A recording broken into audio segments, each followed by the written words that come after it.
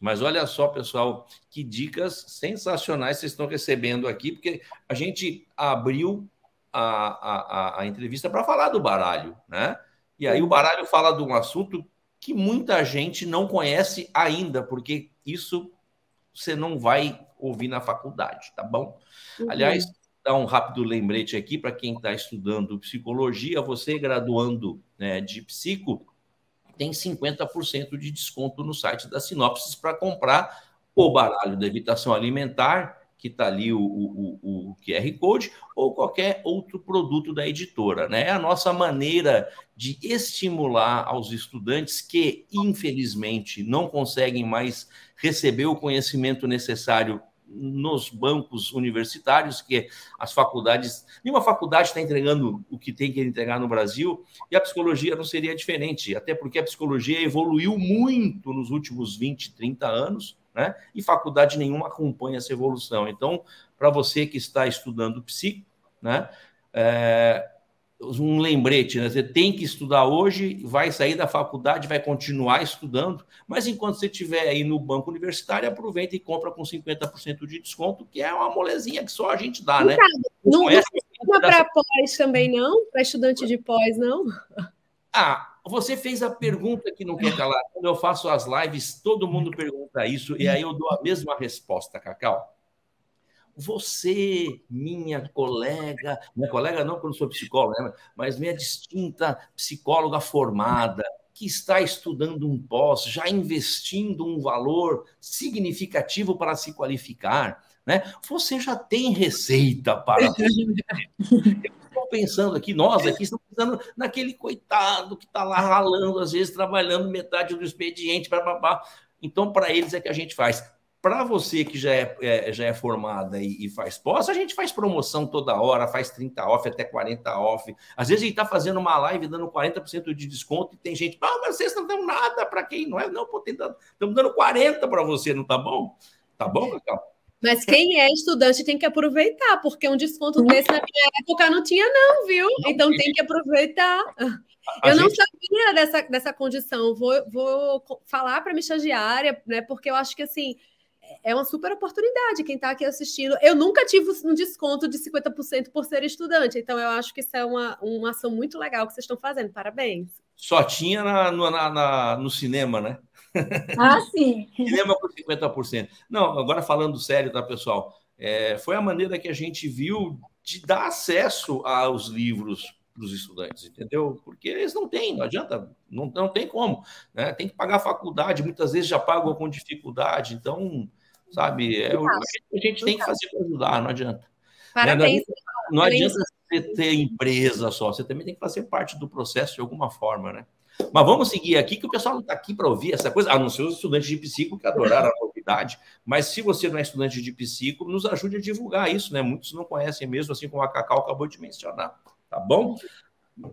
Meninas, e agora vamos fazer agora com a Lívia, qual a importância do acompanhamento psicológico para a manutenção de hábitos alimentares saudáveis? Dá para cravar assim que dá para trabalhar isso? Minha esposa é Nutri não, se eu falar Nutri, ela me xinga, ela é nutricionista, inclusive com 500 especializações em oncologia, não sei o que lá, tá? Mas qual seria, né, essa importância do acompanhamento psicológico? Eu costumo orientar que depois dos 3 anos de idade, se pegar uma criança, uma pessoa com demanda alimentar, imprescindível o acompanhamento do psicólogo. Então, pode ter até um nutricionista, um fono, um terapeuta ocupacional, tratando aquelas causas orgânicas que Cacau bem colocou, mas imprescindível também ter na equipe o psicólogo. Porque essa criança que já está passando por esse transtorno, por essa dificuldade, certamente ela já construiu memórias desagradáveis com relação à alimentação. E mesmo tendo causas orgânicas aí envolvidas, juntamente tem causas comportamentais. Então, imprescindível no tratamento dessas dificuldades alimentares ter o psicólogo. E ainda que não seja uma dificuldade alimentar, o psicólogo vai proporcionar essa relação com o alimento, como a gente também já colocou, né, de ter uma boa relação com o alimento, ter bons hábitos alimentares, que, na verdade, o hábito alimentar, ele é consequência, né, hábitos de vida. Então, quando a família entende que há uma relação prazerosa com alimentos, hábitos saudáveis na casa, de um modo geral, sem pressão do que envolve a alimentação, isso naturalmente tende a ter respostas boas no que se refere à relação do alimento daquela pessoa. Então, a participação do profissional de psicologia é imprescindível no que se refere às relações com o alimento.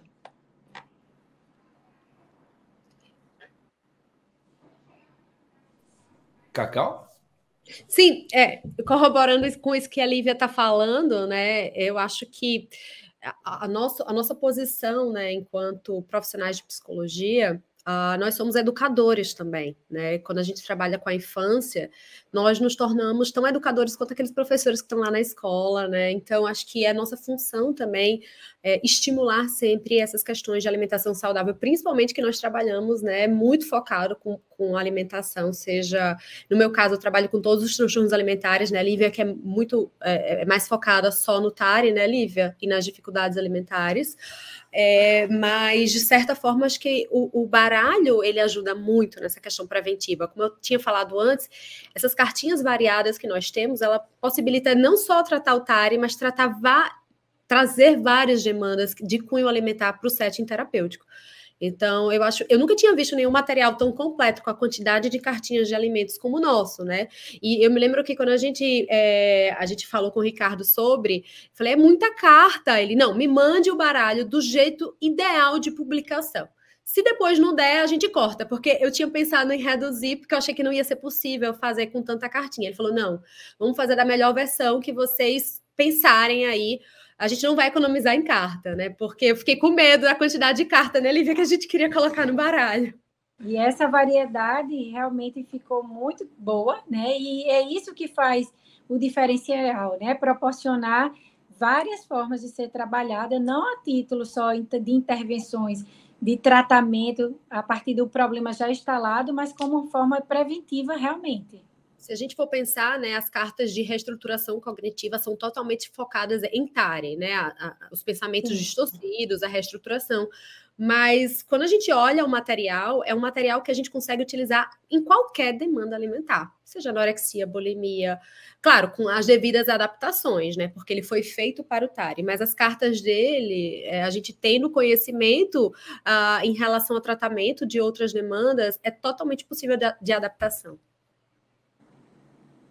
Muito bom, muito bom, muito bom. Antes da pergunta que eu vou derrubar a produção agora, porque nem ela sabe o que eu vou perguntar, que eu sempre faço isso, tem que deixar um lembrete aí, entrevista 38, 15% off, né? Tá lá compre o baralho aí do lado, né? Se quiser comprar, basta você usar esse cupom entrevista 38, que vai valer enquanto o nosso site estiver funcionando. Enquanto o site estiver no ar, esse cupom tá valendo. Agora, a pergunta que eu fico formulando aqui, que eu fico acompanhando o material, a entrevista, e puxo alguma coisa da cartola. Meninas, nesse mundo tão maluco que a gente vai num restaurante, por exemplo, e você vê o pai e a mãe no celular, uma criança, muitas vezes, de 2 anos, num tablet, ou sei lá o que for, perdido ali naquele negócio da internet... não é um pepino, né, vocês conseguirem envolver os pais com a necessidade que tem que ter para levar isso adiante, porque você está lá com a criança, está trabalhando, tal, bababá, mas quando chega em casa, tem que ter a continuidade. Os pais realmente se envolvem ou tem que fazer uma outra terapia, tem que trazer o pai para dentro aqui também, olha, uma vez com a criança, uma vez com o pai, uma vez com a mãe, uma vez com a avó, com o cuidador, sei lá, porque agora tem N situações aí. E como é que isso é administrável, entendeu? Nos tempos de hoje, que a gente vê que os pais, poucos, não é que poucos se importam, mas tá todo mundo num mundo tão maluco aqui que a convivência familiar terceirizando tanto, né? Oi? Terceirizando tanta coisa. Como é que fica isso na hora? Vocês criaram a ferramenta, ela funciona, ela é boa, tal, mas lá na prática, o que mais tem que ser feito para que funcione, né, lá na frente? Eu acho que a gente pode começar falando que isso aqui é um fator de risco, né, para transtorno alimentar restritivo evitativo, no sentido de A partir do momento que a criança está comendo nas telas, ela não está tendo a oportunidade de interagir com o alimento, né? De perceber, porque comer envolve todos os nossos sentidos. Então, a visão já não vai estar envolvida, muitas vezes a audição ele não vai estar aqui também conseguindo prestar atenção. E isso já vai atrapalhar bastante essa relação alimentar, né, Lívia? Então, isso aqui já é um dos primeiros pontos que a gente vai treinar os pais para não deixar as crianças tendo acesso a telas durante as refeições. Mas acho que Lívia pode falar um pouquinho mais aí sobre essa dificuldade que a gente tem com os pais, né, Lívia? Isso, esse distrator, que hoje é algo realmente que dificulta no processo como um todo, mas eu diria que engajar a família, né, Cacau, é um desafio que nós terapeutas temos todos os dias. Engajar os cuidadores de um modo geral, porque a gente precisa engajar a avó, a babá, as crianças que estão em regime de escola integral, que hoje é mais comum do que se imagina. Então, por vezes, a gente precisa estar fazendo esse trabalho de atendimento, fazer atendimento no local, né, na escola, na família, no dia a dia, para que a gente dê essas orientações, não só com a retirada de tela, mas essa organização da rotina, que corrobora também para o transtorno. Então, engajar as famílias, eu vou referir às famílias, mas aí vocês pensem em cuidadores de um modo geral, né, para que entenda a gravidade que é o transtorno, e que se não houver esse casamento junto conosco, né, terapeutas, a gente não vai conseguir. Por mais completo que o baralho, o material esteja, se a gente não consegue alinhar essas expectativas, né, e a rotina é uma delas, a gente não vai ter bons resultados. E, Lívia, a gente costuma até brincar, porque muitas vezes as sessões, né, nem são na hora das refeições principais. Claro que a gente tenta, às vezes, até marcar para poder fazer umas sessões específicas. Então, imagina, se a gente não está presente nas refeições, quem está, né? Então, esses cuidadores principais, eles precisam também se comprometer. Quando a gente vai falar de alguns outros transtornos na prática infanto-juvenil, até funciona bem sem os pais. Claro que quando eles participam, né, os cuidadores, a gente tem um resultado muito mais rápido e melhor. Mas o TARI é um transtorno que, sem o envolvimento dos pais, a gente vai ter pouquíssimo progresso. Principalmente, não só por esse motivo que eu falei, né, que as refeições, a sessão não vai ser na hora de todas as refeições, mas porque é um transtorno complexo, que não é só essa questão comportamental e emocional, envolvem outros fatores também, como a gente já mencionou antes. Então, os pais precisam participar ativamente e promover mudanças significativas na rotina, para que essas crianças consigam, ou adolescentes ou adultos também, né? Porque a gente está falando de pais, mas adultos eles vão precisar também de um coterapeuta para participar com eles no processo de tratamento. Então, por mais completo que o baralho seja, sem esse engajamento de pessoas que possam estar ali dando esse subsídio, né? Vai ser muito difícil essa evolução, porque o TARI, ele é um transtorno que dá muito trabalho de tratar. Porque a gente vai pensando em ganhos bem pequenininhos, são grãozinhos, literalmente, grãozinho em grãozinho que a gente vai conseguindo pequenos ganhos para conseguir essas mudanças efetivas. Então, sem esses pais, sem esse engajamento daí, vai ser muito difícil a gente evoluir para poder também ajudar essa criança a se envolver melhor com os alimentos e reconhecer sinais de fome, sinais de saciedade no corpinho, né? Ajudar nessa reestruturação cognitiva, ajudar na exposição de alimentos, ajudar também afetivamente, né? Nesse suporte que muitas vezes é difícil. As crianças que são evitativas, elas são muito enrijecidas. Elas têm uma característica muito comum, que é a rigidez, né, Lívia? É uma inflexibilidade cognitiva gigante. E aí, por vezes, a gente precisa começar por aí, por esse trabalho de base, né? E aí, Cacau falou muito bem que é um trabalho de formiguinha e a gente já trata isso com as famílias no primeiro contato, por ser um transtorno lento, né, de respostas terapêuticas, pela gravidade que se é, né? E essa ansiedade dos pais é notória em respostas rápidas. E a gente gosta de deixar bem claro, né, Cacau, de que não são fórmulas milagrosas. Volto a dizer, por mais completo que o trabalho, o material esteja, a gente não consegue ter essas respostas tão imediatas. É uma construção. Imagine que a criança está 2, 3 anos sem comer, não é em 2, 3 atendimentos que a gente vai conseguir mudar aquele hábito alimentar. Então, trazer que é um processo lento, que a gente precisa acolher a dor daquela família, né? Quem é mãe aqui sabe que é o calo, né, de qualquer mãe, ver um filho sem comer já abala toda a estrutura da casa. A gente vê também, Cacau atende adulto, pode falar isso melhor, de quantos casais passam a ter problemas, né, conjugais em função dessa comunicação, da criança que não consegue comer. Então, o que era um probleminha torna-se um problemão. Então... E Lívia, inclusive também, não só os pais, né, em relação à relação como casal mesmo e familiar, mas de adultos que têm o TARI, né? Eu tive um caso aqui de um adulto que tinha TARI e a esposa dele reclamava o quanto que era difícil, porque eles não conseguiam ter vida social, ir para restaurante, viajar, ter uma vida normal, por conta de toda essa dificuldade alimentar. Então, a gente precisa entender como que realmente é impactante na vida dos pacientes que têm TARI, é muito sofrido. Quanto comprometimento, né? Desde de comprometimento físico até social, que você trouxe aí desse caso. Então, realmente, engajar é um grande desafio, mas é preciso, né? Verdade. E quando a gente fala de questões físicas em relação ao TARI, não é só baixo peso. Muitas vezes são questões mesmo, sei lá, a mastigação. Às vezes ele pode estar até com a questão dessa ATM, que chama, né, que já vai para outros profissionais que não depende da gente. Então, é tão complexo e esse impacto físico pode ser tão grave, né? Então, a gente precisa ter esse cuidado, né, Lívia? De avaliar o paciente como um todo. Um todo. Perfeito. Excelente. A Lívia mencionou, vocês mencionaram agora na questão do engajamento, né, como sendo muito importante, o engajamento dos cuidadores, da família, de forma geral.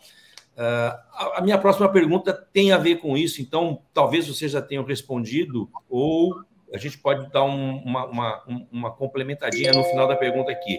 Qual o maior desafio do psicólogo que trabalha com transtornos alimentares? Se era esse que vocês já mencionaram, então eu colocaria um apêndice que seria o seguinte, em tratando-se de adultos, tá?